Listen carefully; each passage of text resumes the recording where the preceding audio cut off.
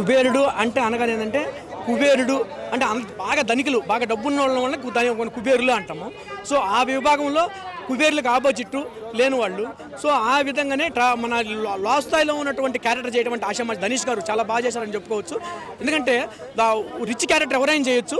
ధనికుల లో స్థాయిలో ఉన్నటువంటి క్యారెక్టర్లో వణికిపోవడానికి అసలు వెండితెర మీద ధనుష్ గారు అద్భుతంగా అసలు రియలిస్టిక్గా ఎలా అడుక్కుంటారో అలా రియలిస్టిక్గా తయారు చేయడం అంటే ఇదని చెప్పుకోవచ్చు. శేఖర్ కమల గారు చాలా డిజైన్ చేసి చిత్రాన్ని నిర్మించారు. చాలా వండర్ఫుల్ అని చెప్పుకోవచ్చు. ఎందుకంటే అంటే కొన్ని సీన్స్ మాత్రం ఆ క్యారెక్టర్ అడుక్కునే దాని మీద ఎక్కువ పెట్టారు. అంటే బిచ్చిగాడి క్యారెక్టర్లో ఎక్కువ పెట్టారు కాబట్టి అలా అనిపిస్తుంది. సో అది మాత్రం దాన్ని ఇక్కడ తీసుకునే కాన్సెప్టే కుబేరులకు ఆపోజిట్ ఎవరు లేనివాళ్ళు బిచ్చిగాడు. ఆ బిచ్చిగాడినే ఎక్కువ చూపించింది విధానం. సో నాగార్జున గారు ఎక్కువ స్టార్టింగ్లో నాగార్జున అంతా కనిపిస్తుంటారు. ఎందుకంటే కుబేరుడు నాగార్జున గారే కుబేరుడు ఇక్కడ ఆ సినిమాలో.